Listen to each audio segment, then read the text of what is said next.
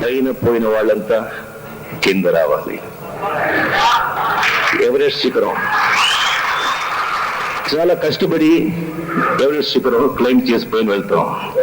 వెళ్ళిన తర్వాత పెద్ద సాధన సాధించాము అని చెప్పి అక్కడే ఉండేదని అవుతుందా? అక్కడే టెంట్ కొట్టి అక్కడే ఉండేదని అవుతుందా? కాదు. భోజనం దొరకదు, నీళ్ళు దొరకదు, నువ్వు దిగి రావాలి. అలా రావాలంటే అక్కడే చచ్చిపోతావు, లేదంటే గాడిగిరి వచ్చి కొట్టుకుపోతుంది. ఏ పరిశ్రమ కానీ, ఏ వృత్తి కానీ, ఏ ఒక ప్రొఫెషన్ కానీ, ఏ ఫీల్డ్ కానీ, సినిమా కానీ, బిజినెస్ కానీ, పాలిటిక్స్ కానీ, ఏ వృత్తి కానీ, పైన పోయిన వాళ్ళు కింద దిగాలి.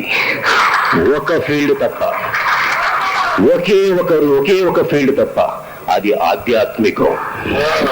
స్పిరిచువాలిటీ ఆధ్యాత్మికలో మాత్రం పైన వెళ్ళేవాడు పైనే ఉంటాడు, ఇంకా పైనే పోతాడు, కానీ కింద రారు.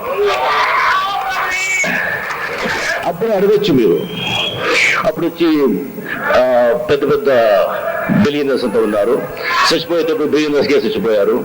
పెద్ద పెద్ద ప్రైమ్ మినిస్టర్ అంతా ఉన్నారు, చచ్చిపోయేటప్పుడు ప్రైమ్ మినిస్టర్ గానే చచ్చిపోయారు.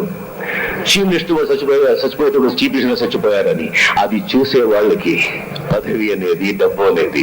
కానీ ఆత్మతృప్తి, ఒక మనశ్శాంతి, సంతోషం అనేది ఎప్పుడో చచ్చిపోతుంది.